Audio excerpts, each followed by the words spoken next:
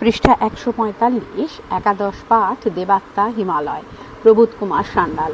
লেখক পরিচিতি: প্রবোধ কুমার সান্যাল, 1905 থেকে 1983। বিশিষ্ট ঔপন্যাসিক এবং ভ্রমণ কাহিনী রচয়িতা।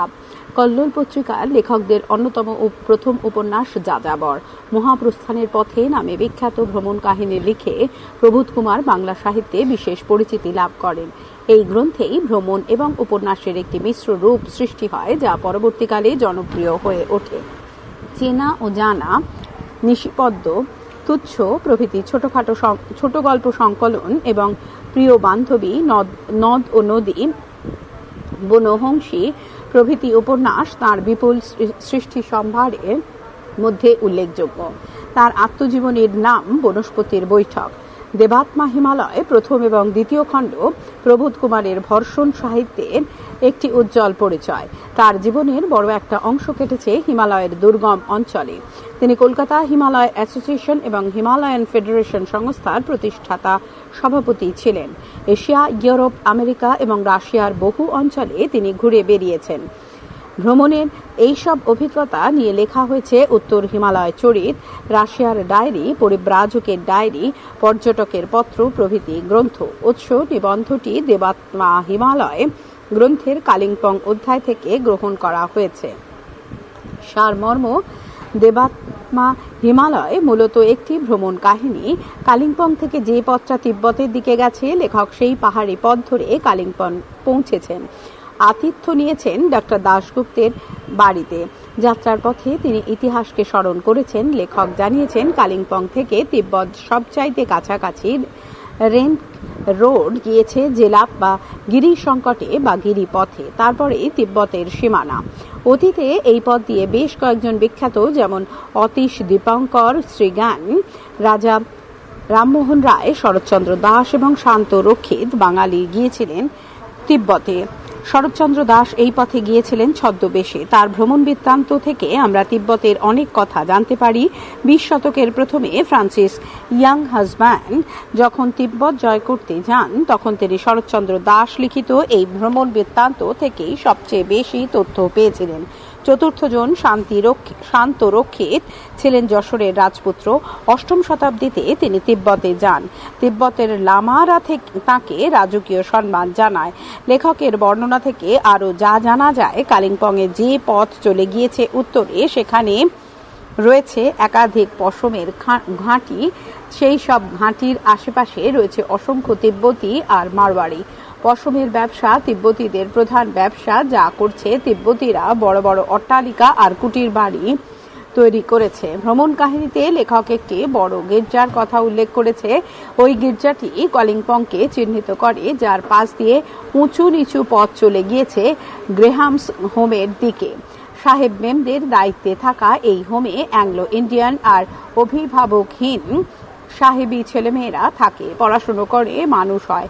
ঝিরঝিরে বৃষ্টির মধ্যে লেখক এই সব অঞ্চলে ঘুরে বেড়াচ্ছেন।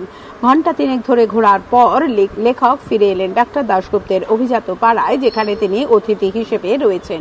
পাহাড়ি পথের এক পাশে সংকীর্ণ গলির নিচে নেমে একটি মন্দির চত্বরে এসে পড়ে বছর 14 আগের স্মৃতি। ওই মন্দিরটি সেদিনও ঠাকুরবাড়ি হিসেবে পরিচিত ছিল। সেদিন লেখক সঙ্গী শশাঙ্ক চৌধুরীর সঙ্গে রাত কাটিয়েছিলেন একটি বিশেষ দিনে, 25শে বৈশাখের অপরাহ্ন। স্বয়ং কবি রবীন্দ্রনাথ ঠাকুর সেদিন রয়েছেন গৌরী বাড়িতে। সঙ্গে রয়েছেন হীরেন দত্ত, কবিপুত্র রথীন্দ্রনাথ, পুত্রবধূ প্রতিমা দেবী, অনিল চন্দ, মৈত্রেয়ী দেবী আর চিত্রিতা দেবী। রবীন্দ্রনাথের সঙ্গে সেদিন দেখা করতে গিয়েছিলেন লেখক। অমল হোমের কলম আর রজনীগন্ধার গুচ্ছ কবির হাতে তুলে দিয়ে কবিকে প্রণাম করেছিলেন। লেখক তখন ছিলেন যুগান্তর পত্রিকার অন্যতম সম্পাদক। লেখকের অনুরোধে একসময় যুগান্তর পত্রিকার একাধিক সংখ্যায় রবীন্দ্রনাথও লেখা পাঠিয়েছিলেন। তার হাতে সেদিন ছিল কয়েকখানি যুগান্তর পত্রিকার রবীন্দ্র জয়ন্তী সংখ্যা। সেই বিশেষ দিনের যুগান্তর পত্রিকার প্রথম পৃষ্ঠায় ছিল শিল্পীর হাতে আঁকা কবির একখানা রেখাচিত্র। বিশ্বকবি রবীন্দ্রনাথকে দেখে লেখকের মনে হয়েছিল হিমালয়ের চেয়ে তিনি বড়। লেখককে সেদিন রবীন্দ্রনাথ জানিয়েছিলেন, মহাভারতের মতো বড় মহাকাব্য পৃথিবীর কোনো দেশের কোনো সাহিত্যেই নেই। সেই মহাকাব্যটি তিনি নিজের হাতে লিখতে চান, যে কাজটি খুব কঠিন এবং রীতিমতো সময় সাপেক্ষ। এরপর তিনি ঠাকুর বাড়িতে উঠেছেন একথা লেখক রবীন্দ্রনাথকে জানালে রবীন্দ্রনাথ রসিকতা করে বললেন, গৌরী বাড়িটাই তো এখন ঠাকুর বাড়ি। প্রসঙ্গক্রমে লেখক 25শে বৈশাখের সন্ধ্যায় গৌরী বাড়িতে একটি বিশেষ আয়োজনের কথা স্মৃতিচারণ করেছেন, যেদিন কবি দেশবাসীর উদ্দেশ্যে একটি নবরচিত কবিতা বেতার যুগে পাঠ করবেন।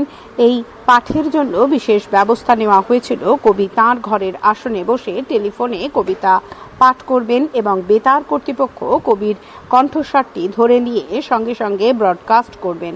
সন্ধে 7:30-8টা নাগাদ কবি গিয়ে বসলেন টেলিফোন যন্ত্রের সামনে। মিনিট 15 ধরে আবৃত্তি করলেন, আজি মম জন্মদিন, সদ্যই প্রাণের প্রান্ত পথে ডুব দিয়ে উঠেছে সে বিলুপ্তির অশ্বকার হাত, মরণের ছাড়পত্র নিয়ে। পৃষ্ঠা 146। লেখক কবির ঘরের বাইরে রেডিও নিয়ে অপেক্ষা করছিলেন। কবিকণ্ঠ কলকাতা ঘুরে এসে সেই রেডিওতে এসে বাজল। রেডিওতে কবিকণ্ঠ শুনতে শুনতে লেখক যেন একটা মায়ায় ঘেরা স্বপ্নালোকের মধ্যে হারিয়ে গিয়েছিলেন। ভুলে গিয়েছিলেন পাহাড়ি কালিম্পং শহরের স্বতন্ত্র অস্তিত্ব। কবির এই টেলিফোনে আবৃত্তির মধ্য দিয়ে সেদিন কালিম্পংয়ে টেলিফোনের শুভ উদ্বোধনটাও ঘটে গিয়েছিল। শব্দার্থ ও টিকা। দেবাত্মা দেবতাদের আত্মা বা হৃদয়। আত্মা দেহের মধ্যে অধিষ্ঠিত চৈতন্যময় সত্তা। ড্রাইভার, গাড়ির চালক, ডাইনিং হল, খাবার ঘর, প্রাচীন পুরনো, ডাক্তার, গৃহিণী, ডাক্তারের স্ত্রী, প্রাতররা সকালবেলাকার খাবার, দুঃসাধ্য কষ্টসাধ্য সাধ্যের একরকম বাইরে, সর্বাপেক্ষা সবচাইতে গিরি সংকট পর্বতের মধ্যে দিয়ে অতি সংকীর্ণ পথ, অতীশ দীপঙ্কর শ্রীজ্ঞান, জীবনকাল 980 খ্রিস্টাব্দ থেকে 1053 খ্রিস্টাব্দ। প্রকৃত নাম ছিল আদিনাথ চন্দ্র গর্ভ। তিনি 19 বছর বয়সে দণ্ডপুরীর মহাসন্ধিকাচার্য শীল রক্ষিত কর্তৃক বৌদ্ধ ধর্মে দীক্ষিত হয়ে শ্রীজ্ঞান উপাধি প্রাপ্ত হন।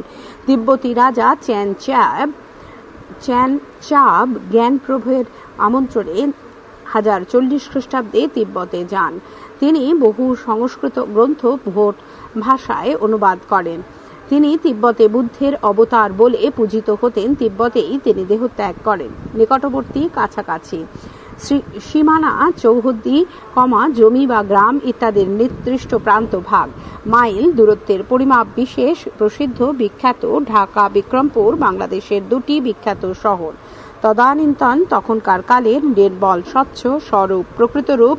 কুলগুরু, কুলপুরোহিত, জ্ঞান ঋষি, শাস্ত্র জ্ঞান জানেন যে তপস্বী, ইতিবৃত্ত, ইতিহাস পোষণ, মনে ধারণা, অসীম অনন্ত ছদ্মবেশ, আত্মগোপনের জন্য পরিদেহ বেশ অনুপূর্বিক, প্রথম থেকে শেষ পর্যন্ত ঋণী ধার করেছে এমন স্বীকারোক্তি, যে উক্তি দ্বারা দোষ স্বীকার করা হয়। 19 শতক 1801 থেকে 1900 খ্রিস্টাব্দ সময়কাল, 20 শতাব্দী 1901 থেকে 2000 খ্রিস্টাব্দ পর্যন্ত সময়কাল।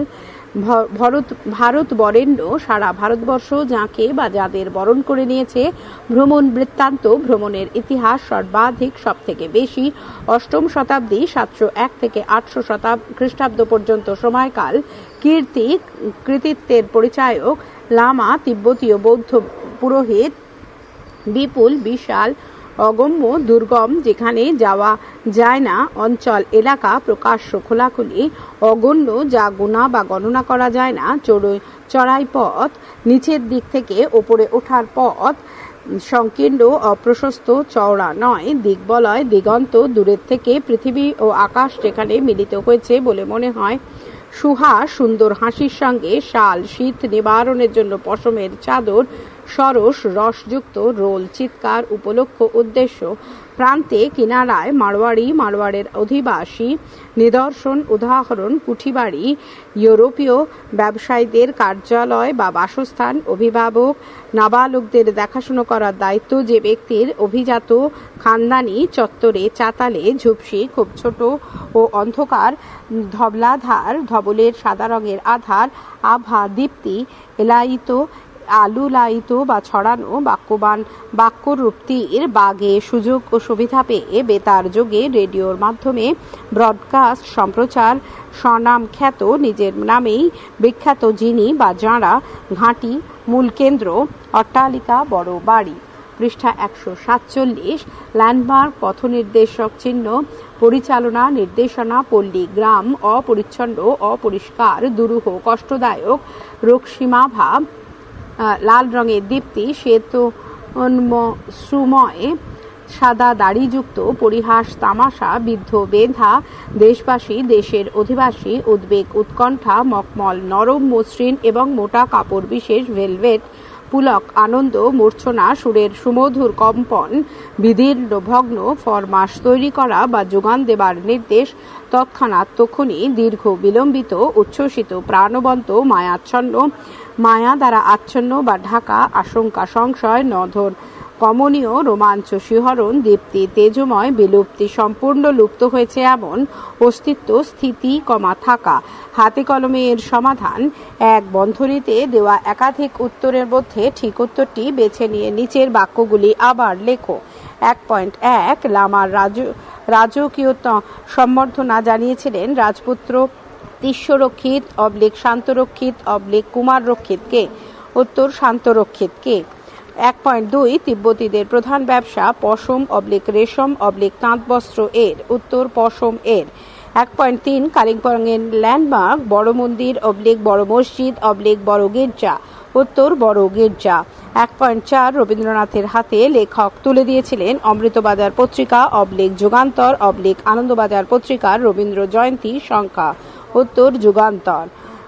1.5 নবরচিত একটি কবিতা রেডিওতে আবৃত্তি করে রবীন্দ্রনাথের সময় লেগেছিল আধ ঘন্টা 45 মিনিট 15 মিনিট? উত্তর 15 মিনিট।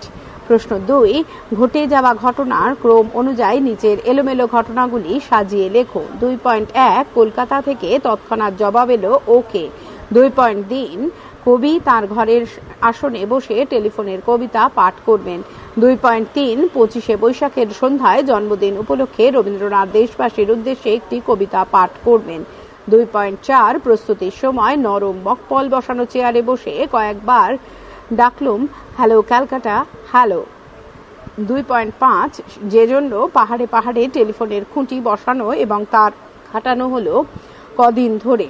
2.6 বেতার কর্তৃপক্ষ কবির কণ্ঠস্বরটি ধরে নিয়ে সঙ্গে প্রচার করবেন, তাই এই ব্যবস্থা। 2.7 কবির জন্মদিনে কবিতা পাঠের জন্য কলকাতা কালিম্পংয়ের মধ্যে টেলিফোনের বন্দোবস্ত হলো। উত্তর 2.3, 2.7, 2.5, 2.6, 2.2, 2.4, 2.1।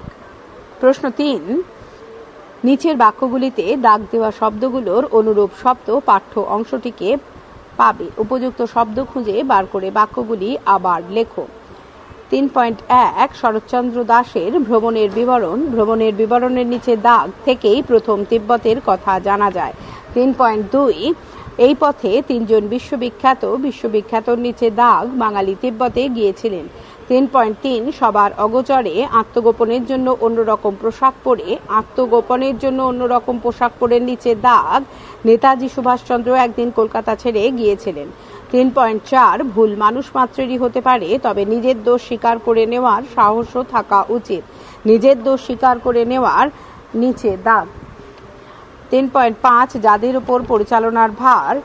যাদের ওপর পরিচালনার ভারের নিচে দাগ ও কাজের জন্য আগে তাদের দাবি ত্যাগের প্রমাণপত্র প্রয়োজন। দাবি ত্যাগের প্রমাণপত্র নিচে দাগ। 3.6 যারা নিজের নামেই বিখ্যাত ভারতের সেই বরণীয় মানুষদের সম্মাননার আয়োজন হয়েছে এই সভায়। যারা নিজের নামেই বিখ্যাত ভারতের সেই বরণীয় নিচে দাগ সম্মাননার নিচে দাগ। 3.1 ভ্রমণ বৃত্তান্ত। শরৎচন্দ্র দাশের ভ্রমণ বৃত্তান্ত থেকে প্রথম তিব্বতের কথা জানা যায়। 3.2 বিশ্ববিখ্যাত জগৎ প্রসিদ্ধ এই পথে 3 জন জগৎ প্রসিদ্ধ বাঙালি তিব্বতে গিয়েছিলেন। 3.3 আত্মগোপনের জন্য অন্যরকম পোশাক পরে ছদ্মবেশে সবার অগোচরে ছদ্মবেশে নেতাজি সুভাষচন্দ্র একদিন কলকাতা ছেড়ে গিয়েছিলেন। 3.4 নিজের দোষ স্বীকার করে নেওয়ার স্বীকারোক্তি। এর ভুল মানুষ মাত্রই হতে পারে, তবে স্বীকারোক্তির সাহসও থাকা উচিত। পৃষ্ঠা 148। 3.5 যাদের উপর পরিচালনার ভার কর্তৃপক্ষ দাবি ত্যাগের প্রমাণপত্র ছাড়পত্র। কর্তৃপক্ষ এই কাজের জন্য আগে তাদের ছাড়পত্র প্রয়োজন। 3.6 যারা নিজেই নামে বিখ্যাত, স্বনাম খ্যাত, ভারতে সেই বরণীয় ভারত বরেণ্য সম্মাননার সম্বর্ধনার স্বনাম খ্যাত ভারত বরেণ্য মানুষদেরই সম্বর্ধনার আয়োজন হয়েছে এই সভায়।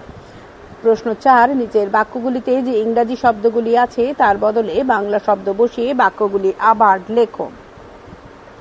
4.1 ডাক্তার গৃহিণীর ডাইনিং হলে প্রাতরাশ সারা হলো। 4.2 অত বড় এপিক পৃথিবীর কোনো কালে কোনো সাহিত্যে নেই। 4.3 কালিম্পংয়ে টেলিফোন ছিল না। 4.4 বেতার কর্তৃপক্ষ তার কণ্ঠস্বর সঙ্গে সঙ্গে ব্রডকাস্ট করবেন। 4.5 ভোরে আমার ড্রাইভার এলো গাড়ি নিয়ে। 4.6 একটা বুঝি বেল বাজলো। 4.7 গির্জাটা হলো কালিম্পংয়ের ল্যান্ডমার্ক। 4.1 ডাইনিং হল খাবার ঘর, ডাক্তার গৃহিণীর খাবার ঘরের প্রাতরাশ সারা হলো। 4.2 এপিক মহাকাব্য, অত বড় মহাকাব্য পৃথিবীর কোনো কালের কোনো সাহিত্যে নেই। 4.3 টেলিফোন দূরভাষ, কালিম্পংয়ে দূরভাষ ছিল না। 4.4 ব্রডকাস্ট সম্প্রচার, বেতার কর্তৃপক্ষ তার কণ্ঠস্বর সঙ্গে সঙ্গে সম্প্রচার করবেন।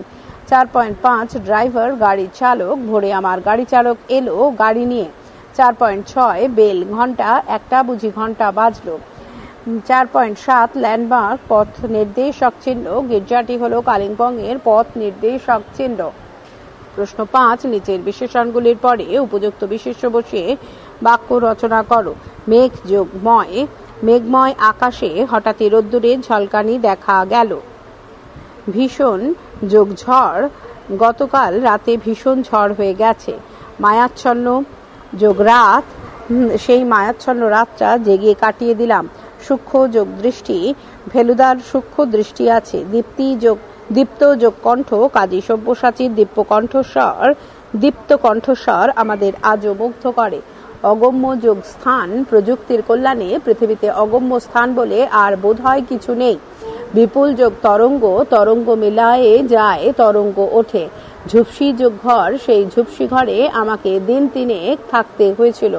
প্রশ্ন 6, নিচের বিশেষ্যগুলির আগে উপযুক্ত বিশেষণ বসিয়ে বাক্য রচনা করো। কণ্ঠস্বর গম্ভীর যোগ কণ্ঠস্বর, গম্ভীর কণ্ঠস্বর। গম্ভীর কণ্ঠস্বরে রমেনবাবু নজরুলের বিদ্রোহী আবৃত্তি করলেন। রঙিন যোগ স্বপ্নলোক, রঙিন স্বপ্নলোক, স্বপ্নে অনেক রঙিন স্বপ্নলোক রচিত হয়।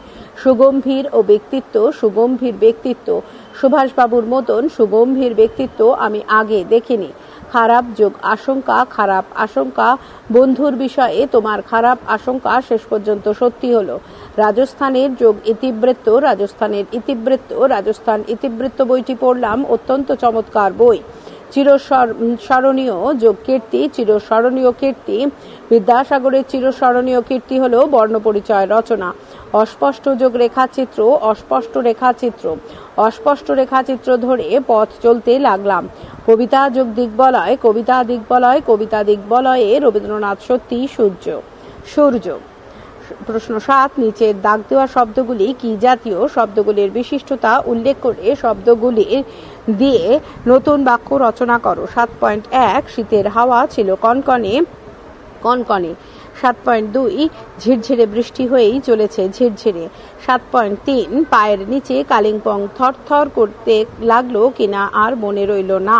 থরথর। উত্তর, কনকনে, ঝিরঝিরে বা থরথর শব্দ 3টি হলো ধন্যাত্মক শব্দ বা অনুকার শব্দ। 7.1 কনকনে ঠান্ডায় রীতিমতন জমে যাচ্ছিলাম। 7.2 ঝিরঝিরে, ঝিরঝিরে বৃষ্টিতে ভিজেই জল এসে গেল। 7.3 থরথর, ভয়ে এবং উদ্বেগে রুচিরা থরথর করে কাঁপতে লাগলো। প্রশ্ন 8, নিচের বাক্যগুলি থেকে তারতম্য সূচক শব্দগুলি খুঁজে বার করো। কোনটি দুয়ের মধ্যে তুলনা করে কোনটি বহুর মধ্যে তুলনা তা নির্দেশ করে শব্দগুলি দিয়ে নতুন বাক্য রচনা করো।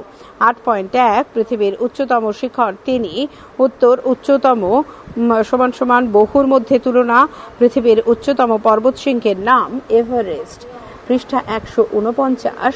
8.2 এর চেয়ে মহত্তর উদ্যোগ আর দেখিনি। মহত্তর দুইয়ের মধ্যে তুলনা মানসিকতার দিক থেকে শ্যামবাবু রামবাবু অপেক্ষা মহত্তর ব্যক্তি। 8.3 পাশের গলিটি সংকীর্ণতর হয়ে এসেছে।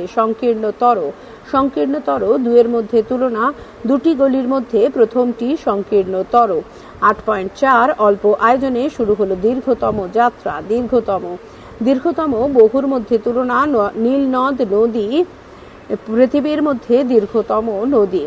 প্রশ্ন 9 নিচের বাক্যগুলি থেকে সংখ্যাবাচক শব্দ, অনির্দেশক সংখ্যাবাচক শব্দ আর পূরণবাচক শব্দগুলি খুঁজে বার করে লেখো।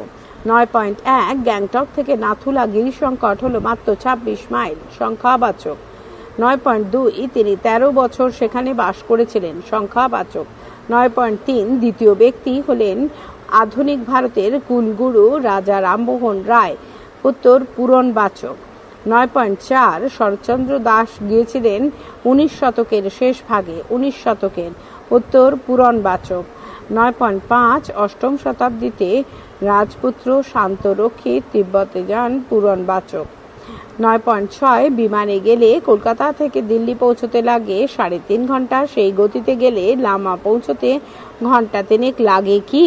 উত্তর সংখ্যাবাচক অনির্দেশক সংখ্যাবাচক। 9.7 একটু আধটু দেখে বেড়াতেই ঘন্টাখানেক সময় লাগলো। ঘন্টাখানেকের নিচে দাগ। উত্তর অনির্দেশক সংখ্যাবাচক। 9.8 মনে পড়ে সেই 25শে বৈশাখের অপরাহ্ন। পূরণবাচক। 9.9 যেখানে বছর 14 আগে একটি রাত্রি বাস করে গিয়েছিলাম। উত্তর সংখ্যাবাচক। 9.10 কবি মাত্র 15 মিনিট কাল তার কবিতা পাঠ করলেন। উত্তর সংখ্যাবাচক। প্রশ্ন 10 নিচের বিশেষ্যগুলিকে বিশেষণে বদলে লেখো। প্রণাম, প্রণম্য, অনুরুদ্ধ, পৃথিবী, পার্থিব, উদ্বোধন, উদ্বোধিত, পূজা, পূজ্য, উদ্বেগ, উদ্বিগ্ন, পুলক, পুলকিত, আশঙ্কা, আশঙ্কিত। প্রশ্ন 11 নিচের বিশেষণগুলিকে বিশেষ্যে বদলে লেখো। বৈদান্তিক, বেদান্ত, নবরচিত, নবরচনা, অভিজাত, আভিজাত্য, উচ্ছ্বসিত, উচ্ছ্বাস, প্রসিদ্ধ, প্রসিদ্ধি, প্রচলিত, প্রচলন, প্রচুর, প্রাচুর্য, প্রধান, প্রাধান্য। প্রশ্ন 12 নিচের শব্দগুলি সন্ধি ভেঙে লেখো। শশাঙ্ক = শশী যোগ অঙ্ক। হিমালয় হিম যোগ আলয়, সর্বাপেক্ষা সর্ব যোগ অপেক্ষা, অন্যান্য অন্য যোগ অন্য, রক্তিমাভা রক্তিম যোগ আভা, যুগান্তর যুগ যোগ অন্তর, মায়াচ্ছন্ন মায়া যোগ আচ্ছন্ন, অপরাহ্ন অপর যোগ অন্য, সর্বাধিক সর্বযোগ অধিক, রথীন্দ্র রথী যোগ ইন্দ্র, নৃপেন্দ্র নৃপ যোগ ইন্দ্র, স্বীকারোক্তি স্বীকার যোগ উক্তি, শয়ান সে যোগ আন, সম্বর্ধনা সম যোগ বর্ধনা, উন্নতি উৎ যোগ নতি, অপরিচ্ছন্ন অপরি যোগ ছন্ন, দিগ্বলয় দিক যোগ বলয়, বারংবার বারম যোগ বার, উদ্বোধন উদ যোগ বোধন, উচ্ছ্বাসিত উচ্ছ্বাস যোগ ইতি। প্রশ্ন 13 নিচের প্রত্যেকটির মধ্যেই দুটি করে শব্দ আছে, বুঝে নিয়ে ভেঙে লেখো। জগৎ প্রসিদ্ধ, জগৎ যোগ প্রসিদ্ধ, গিরিশঙ্কট গিরি যোগ সংকট, কুলগুরু কুল যোগ গুরু, ঠাকুরবাড়ি ঠাকুর যোগ বাড়ি, ভ্রমণ বৃত্তান্ত ভ্রমণ যোগ বৃত্তান্ত, রাজপুত্র রাজা যোগ পুত্র, ছদ্মবেশ ছদ্ম যোগ বেশ, কুঠিবাড়ি কুঠি যোগ বাড়ি, অর্থব্যয় অর্থ যোগ ব্যয়, নবরচিত নব যোগ রচিত, মহাকবি মহৎ যোগ কবি, ভারত বরেণ্য ভারত যোগ বরেণ্য, স্বনাম খ্যাত স্বনাম যোগ খ্যাত, স্বপ্নালোক স্বপ্ন যোগ লোক, জন্মদিন জন্ম যোগ দিন। প্রশ্ন 14 নিম্নলিখিত পদগুলির কারক বিভক্তি নির্ণয় করো। 14.1 তিব্বতবাসীরা তার মূর্তিকে আজও বোধিসত্ত্ব নামে পুজো করে। উত্তর তিব্বতবাসীরা কর্তৃকারকে রা বিভক্তি আর মূর্তিকে কর্মকারকে কে বিভক্তি। 14.2 তিনি ছদ্মবেশে গিয়েছিলেন তিব্বতে। ছদ্মবেশে করণকারকে এ বিভক্তি। 14.3 কবি তার ঘরের আসনে বসে টেলিফোনে কবিতাটি পাঠ করবেন। উত্তর ঘরের আসনে অধিকরণকারকে এ বিভক্তি, টেলিফোনে করণকারকে এ বিভক্তি। পৃষ্ঠা 150। 14.5 কবি সেদিন আমাকে বাগে পেয়েছিলেন, আমাকে কর্মকারকে এ বিভক্তি। 14.5 শরৎ দাসের ভ্রমণ বৃত্তান্ত থেকেই তিনি সর্বাধিক সাহায্য লাভ করেছিলেন। ভ্রমণ বৃত্তান্ত অপাদান কারকে থেকে অনুসর্গ। প্রশ্ন 15, একটি বাক্যে উত্তর দাও। 15.1 প্রাচীন পথ ধরে কোন 3 জন প্রসিদ্ধ বাঙালি অতীতে তিব্বতে গিয়েছিলেন? উত্তর, প্রাচীন পথ ধরে অতীশ দীপঙ্কর, শ্রীজ্ঞান, রাজা রামমোহন রায় এবং শরৎচন্দ্র দাস অতীতে তিব্বতে গিয়েছিলেন। 15.2 কোন প্রাচীন পথের রেখা ধরে তারা গিয়েছিলেন? উত্তর, কালিম্পং এর উপর দিয়ে এগিয়ে চলা রেন রোড ধরে তারা তিব্বতে গিয়েছিলেন। 15.3 এখানকার পর্যটকরা এই প্রাচীন পথটি পরিহার করেন কেন? উত্তর, এখানকার পর্যটকরা এই প্রাচীন পথটি পরিহার করেন এই জন্য যে পথটিতে দুর্যোগ বেশি এবং পথটি ধরে চলা ফেরা করা সহজসাধ্য নয়। 15.4 কোন 2 বিখ্যাত বাঙালি তিব্বতে গিয়ে বোধিসত্ত্ব উপাধি লাভ করেছিলেন? উত্তর, যশোরের রাজপুত্র শান্ত রক্ষিত এবং অতীশ দীপঙ্কর শ্রীজ্ঞান তিব্বতে গিয়ে বোধিসত্ত্ব উপাধি লাভ করেছিলেন। 15.5 ছদ্মবেশে কে গিয়েছিলেন তিব্বতে? উত্তর, ছদ্মবেশে তিব্বতে গিয়েছিলেন শরৎচন্দ্র দাস। 15.6 স্যার ফ্রান্সিস ইয়াং হাজব্যান্ডকে সবচেয়ে বেশি সাহায্য করেছিলেন তিব্বত বিষয়ক কোন বইটি? উত্তর, শরৎচন্দ্র দাস তিব্বতে ভ্রমণ বৃত্তান্ত লিখেছিলেন যে বইটিতে, সেটি স্যার ফ্রান্সিস ইয়াং হাজব্যান্ডকে সবচেয়ে বেশি সাহায্য করেছিল। 15.7 কালিম্পংয়ে কোথায় পড়াশুনো করে অ্যাংলো ইন্ডিয়ান এবং ইংরেজ অনাথ ছেলেমেয়েরা? উত্তর, অ্যাংলো ইন্ডিয়ান এবং ইংরেজ অনাথ ছেলেমেয়েরা কালিম্পংয়ে গ্রেহামস হোমে পড়াশুনো করে। প্রশ্ন 15.8 গৌরীপুর প্রাসাদে কারা ছিলেন রবীন্দ্রনাথের সঙ্গী? উত্তর, গৌরীপুর প্রাসাদে হীরেন দত্ত, রথীন্দ্রনাথ, প্রতিমা দেবী, অনিল চন্দ্র, মৈত্রেয়ী দেবী, চিত্রিতা দেবী প্রভৃতি মানুষজন ছিলেন রবীন্দ্রনাথের সঙ্গী। 15.9 লেখকের অনুরোধে যুগান্তর কোন পত্রিকার জন্য অনেকবার লেখা দিয়েছিলেন রবীন্দ্রনাথ? উত্তর, লেখকের অনুরোধে যুগান্তর পত্রিকার জন্য অনেকবার লেখা দিয়েছিলেন রবীন্দ্রনাথ। 15.10 25শে বৈশাখের সেই বিশেষ দিনটি যে ছিল শুক্লপক্ষ লেখা থেকে সে কথা জানতে পারো কেমন করে? উত্তর, লেখক তার স্মৃতিচারণে স্পষ্ট করে বলেছেন জ্যোৎস্না ছিল সেই দিন। বাইরে এই উক্তি থেকে জানতে পারি 25শে বৈশাখের সেই বিশেষ দিনটি ছিল শুক্লপক্ষ। প্রশ্ন 16 4-5টি বাক্যে উত্তর দাও। 16.1 কিভাবে গেলে পৌঁছানো যায় কালিম্পং এর গ্রেহামস হোমে? এই হোমটির বিশিষ্টতা কি? উত্তর, বড় গির্জাটি হলো কালিম্পং এর ল্যান্ডমার্ক। তারই পাশ দিয়ে চলে যাওয়া চড়াই পথ ধরে এদিক ওদিক ঘুরে অনেকখানি উঁচুতে উঠে গেলে পৌঁছানো যায় কালিম্পং এর গ্রেহামস হোমে। কালিম্পং এর গ্রেহামস হোমে অ্যাংলো ইন্ডিয়ান এবং ইংরেজ অভিভাবকহীন ছেলেমেয়েরা পড়াশুনো করে, মানুষ হয়। পরিচালনা ব্যবস্থা সমস্তই খাঁটি সাহেব মেমদের হাতে। এই হোমের সীমানাটা এতই বিস্তৃত যে একটু আদ্র করে ঘুরে দেখতেই ঘন্টা খানেক সময় লেগে যায়। 16.2 25শে বৈশাখের যুগান্তর পত্রিকার প্রথম পাতায় শিল্পীর আঁকা যে বিশেষ রেখাচিত্রটি প্রকাশ পেয়েছিল তার বিষয় কি ছিল? রবীন্দ্র জন্মদিনের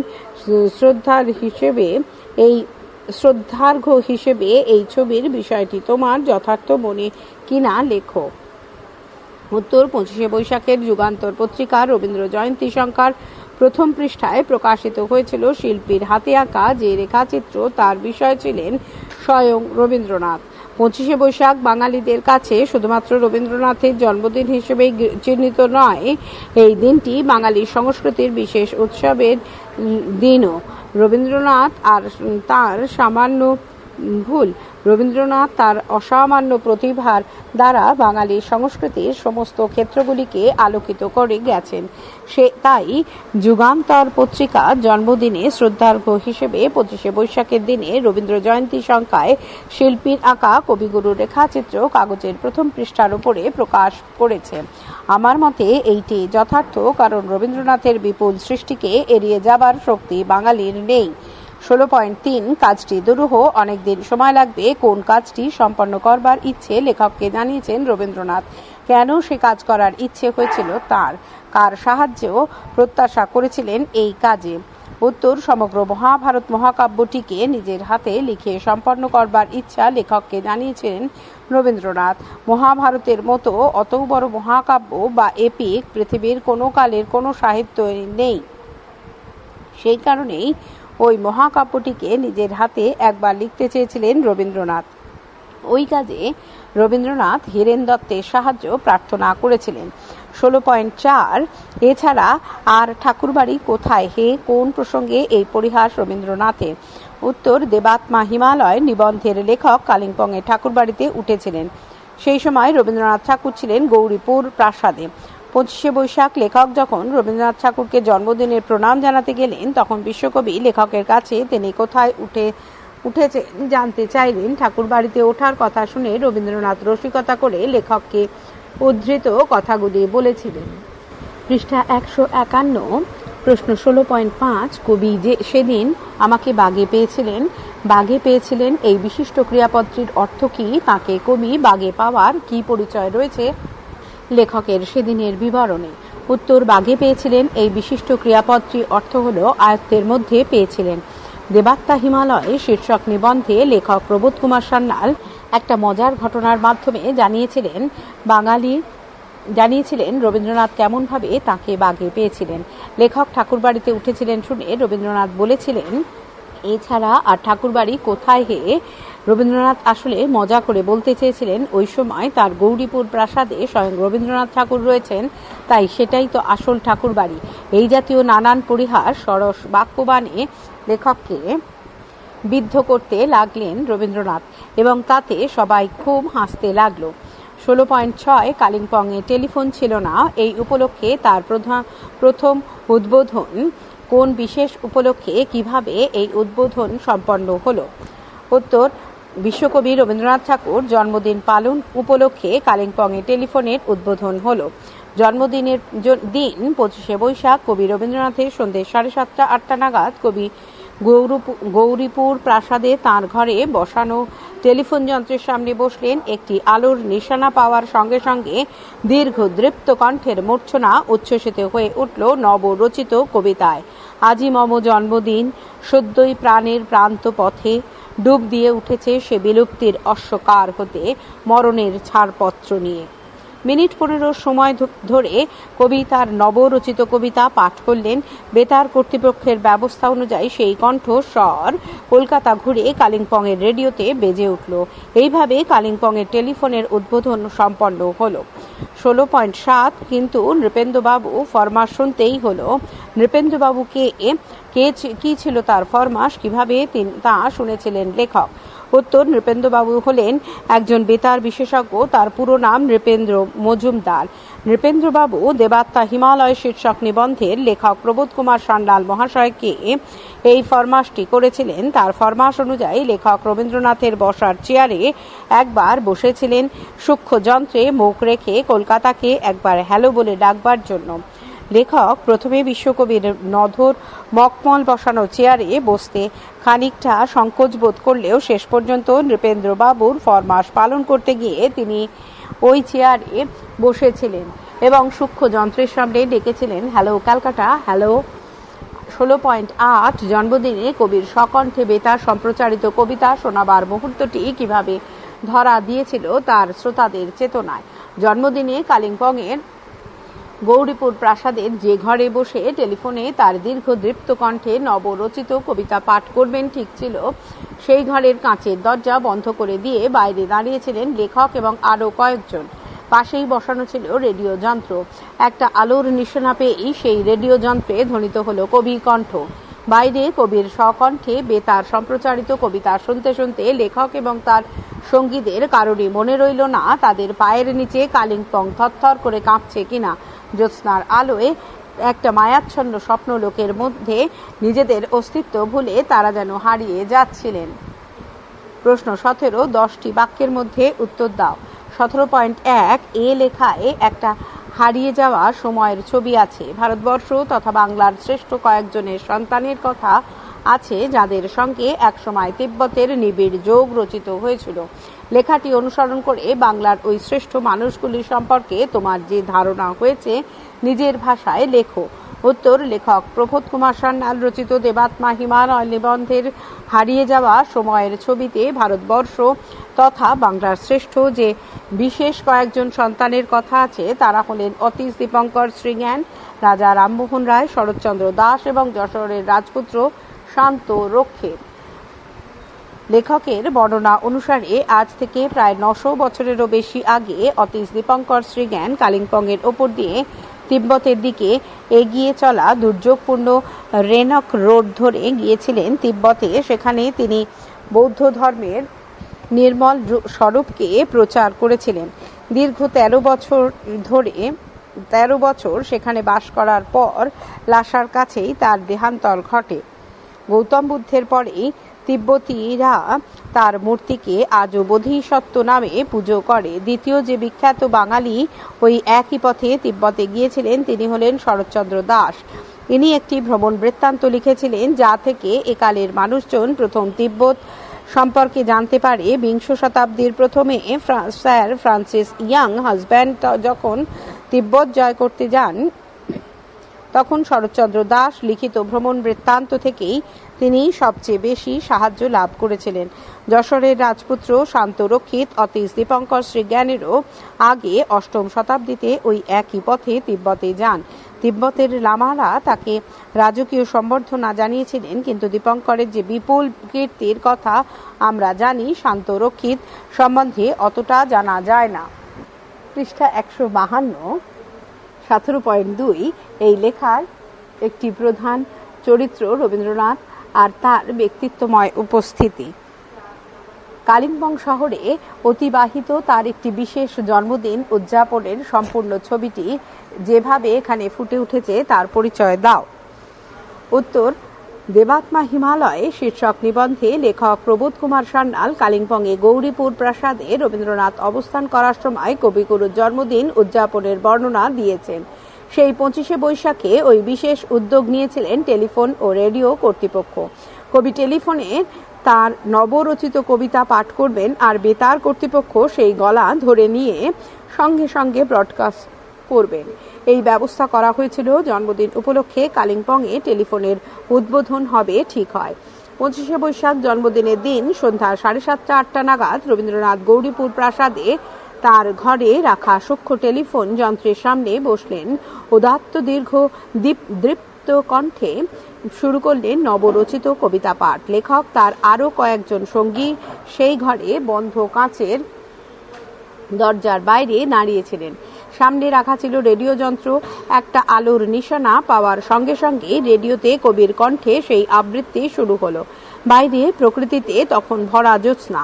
সেই আবৃত্তি শুনতে শুনতে লেখক এতটাই রোমাঞ্চিত হয়ে পড়েছিলেন যে তিনি বলেছেন, একটা মায়াচ্ছন্ন স্বপ্ন লোকের মধ্যে আমরা যেন হারিয়ে যাচ্ছিলাম, ভুলে গিয়েছিলাম শহরের অস্তিত্ব। 17.3 ইতিহাস ভূগোলের ইতিবৃত্তে জড়ানো কালিম্পং নামে একটা শহরকে নতুন করে চিনতে তোমার কেমন লাগলো? একটা অনুচ্ছেদে তা লেখো। উত্তর, কালিম্পং হিমালয় অঞ্চলের একটা প্রাচীন শহর। এই শহরের ওপর দিয়ে এগিয়ে চলা রেনক রোড ধরে প্রাচীন কাল থেকেই একাধিক বিখ্যাত বাঙালি সন্তান তিব্বতে গিয়েছেন। 20 শতকের কালিম্পং হিমালয়ের রেঞ্জের একটি বিখ্যাত শহর। যে পথ উত্তরে চলে গেছে সেখানে একাধিক পশমের ঘাঁটির কথা জানিয়েছেন দেবাত্মা হিমালয় রচনার লেখক। অসংখ্য তিব্বতী আর মারোয়ারি বাস তার আশেপাশে। পশমের ব্যবসা করে তিব্বতী আর মারোয়ারিরা পাহাড়ের গায়ে বড় বড় বাড়ি করেছে। কালিম্পংয়ের বড় গির্জার পাশ দিয়ে চড়াই পথ অনেক উঁচু পর্যন্ত চলে গেছে। অনেক উঁচুতে প্রায় গোটা পাহাড় জুড়ে রয়েছে গ্রেহামস হোম। এখানে অ্যাংলো ইন্ডিয়ান এবং সাহেব সুতোর অভিভাবকহীন ছেলেমেয়েরা পড়াশুনো করে মানুষ হয়। পরিচালনা ব্যবস্থার সবটাই খাঁটি সাহেব মেমদের হাতে। দেবাত্মা হিমালয় শীর্ষক নিবন্ধের লেখক কালিম্পংয়ে উঠেছেন ডাক্তার দাশগুপ্তের পাড়ায়। এই পাড়ারই পাশ দিয়ে চলা একটি সংকীর্ণ গলির নিচে অবস্থিত মন্দির, যা ঠাকুরবাড়ি নামে পরিচিত। সংযোজিত প্রশ্ন 1, বিপরীতার্থক শব্দ লেখো। দুঃসাধ্য, সুসাধ্য, প্রাচীন, নবীন, নিকটবর্তী, দূরবর্তী, প্রধান, অপ্রধান, নিকটে দূরে আধুনিক প্রাচীন অগম্য গম্য উন্নতি অবনতি অগণ্য গণ্য চড়াই উতরাই খাঁটি ভেজাল সংকীর্ণ প্রশস্ত আজ কাল অপরিচ্ছন্ন পরিচ্ছন্ন প্রচলিত অপ্রচলিত উদ্বেগ নিরুদ্বেগ। 2. রেখাঙ্কিত পদগুলি কারক বিভক্তি নির্ণয় করো। 2.1 ভোরে এলো আমার ড্রাইভার গাড়ি নিয়ে ড্রাইভার কর্তৃকারকে শূন্য বিভক্তি। 2.2 লামারা তাকে রাজকীয় সম্বর্ধনা জানায় লামারা কর্তৃকারকে শূন্য বিভক্তি। 2.3 সেই 25 বৈশাখের অপরাহ্ন অপরাহ্ন অধিকরণ কারকে শূন্য বিভক্তি। 2.4 অত বড় এপিক পৃথিবীর কোনো কালের কোনো সাহিত্যেই নেই সাহিত্যেই অধিকরণ কারকে এই বিভক্তি। 2.5 পাহাড়ে পাহাড়ে টেলিফোনের খুঁটি বসানো খুঁটি কর্মকারকে শূন্য বিভক্তি। 2.6 একটা বুঝি বেল বাজলো বেল কর্মকারকে শূন্য বিভক্তি। প্রশ্ন 3 সমার্থক শব্দ লেখো অন্তত 2টি করে। প্রাতরাশ ব্রেকফাস্ট নাস্তা, দুর্যোগ দুর্বিপাক বিপর্যয়, জগৎ পৃথিবী বিশ্ব, প্রসিদ্ধ খ্যাত বিখ্যাত, জ্ঞান প্রজ্ঞা বোধি, ঋষি সাধক সন্ন্যাসী, কুলগুরু কুলাচার্য বংশগুরু, শ্রদ্ধা সম্মান ভক্তি, স্বীকারোক্তি স্বীকৃতি কবুল করা, কৃতি কৃতিত্ব অবদান, ঘাঁটি কেন্দ্র পীঠ, উন্নতি উন্নয়ন শ্রীবৃদ্ধি, কর্তৃপক্ষ মালিকপক্ষ কর্তৃপক্ষ, বিশেষজ্ঞ বিশারদ বিজ্ঞ, বিদীর্ণ ভগ্ন দীর্ণ, ফরমাস আদেশ নির্দেশ, নধর পুষ্ট হৃষ্টপুষ্ট, মখমল ভেলভেট কিংখাপ, উচ্ছ্বসিত উচ্ছল উত্থলিত, মায়া ভ্রম কুহক। একাদশ পাঠ দেবাত্মা হিমালয় এখানেই শেষ হলো। পরবর্তী একাদশ পাঠ বইটই পরবর্তী ফাইলে।